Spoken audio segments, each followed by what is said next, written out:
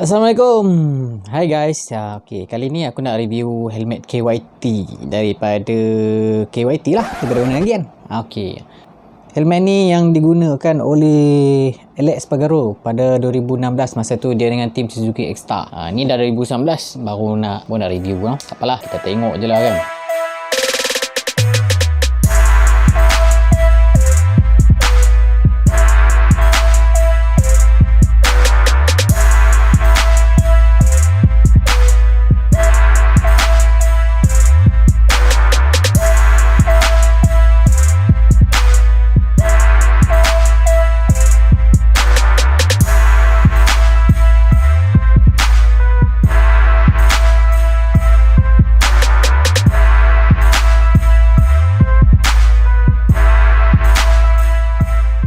So, inilah dia Kyt World Class Helmet.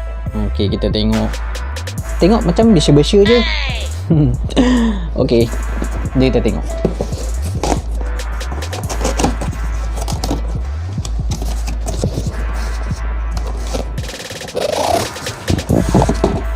Tu dah.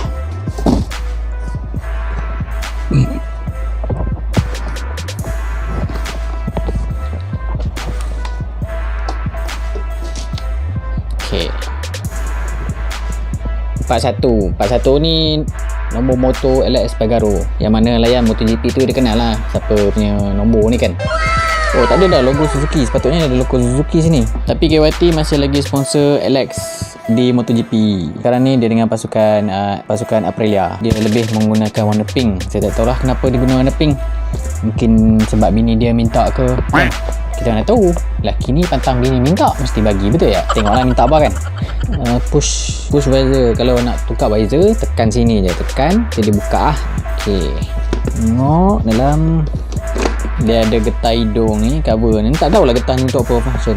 Apa function dia orang beritahu komen di bawah. Jangan lupa subscribe sekali. Jadi kita try tengok. Try pakai.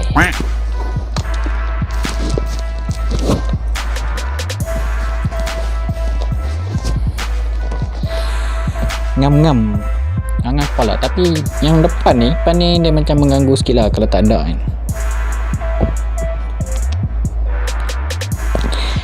Ok lah, selalu duk guna helmet open face. Ni pakai untuk long distance pula.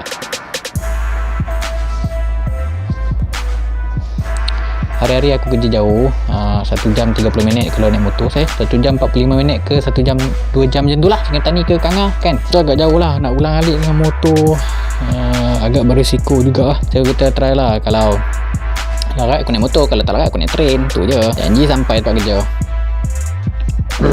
Aku lah Venom. So itulah suara Venom. Aku tak ingat suara dia macam mana. Aku nak tengok filem dia, tapi itulah, Venom jahat jadi baik. Oh, di sini ada cop JPJ approve. Cop sirin tak ada. Ke manual. Ini pun dia ni. Oh, ni dia punya amaran lah. Pelepresos konon asli intro attrezzature similari pelepresos konon usere alcuna kelda Italiano. Aku beli size S atau M lah, di antara tu sama je. S dengan M ni boleh pakai masuk dulu, tapi aku rasa helmet ni besar sikit lah daripada kalau aku. Biasa aku pakai macam sekarang ni aku guna ARC Ridge 3. ARC ni bagi aku sedap lah pakai. Dia fit kat sini kat tulang kita punya apa ni, rahang kan. Tu dia fit dekat sini. Kat kita punya betul-betul kat pangkat tengkorak ni. Ni kat pangkat ni, dekat pangkat kepala kita ni, dekat rambut ni. So, dia pakai the grip tau, tapi yang tu size 60. Ini size S, size SM 556 557 58 kan. Lebih kurang tu lah ukuran dia. Itulah dia helmet Kyt yang sempat aku review dulu geng kereta, sekarang ni dah jadi geng motor. Yang mana pun boleh, betul tak? Tapi aku tak tahu lah ni function apa. Kalau korang tahu, korang komen kat aku punya video, beritahu sikit. Aku pun nerd juga babak helmet ni. Selalu dah pakai helmet Apollo dulu. Boleh tahan ke tak, rasa macam berat ke. Ok, itu saja untuk kali ni. Kita jumpa lagi next time. Korang jangan lupa subscribe aku Okay, bye bye. Kita kawan.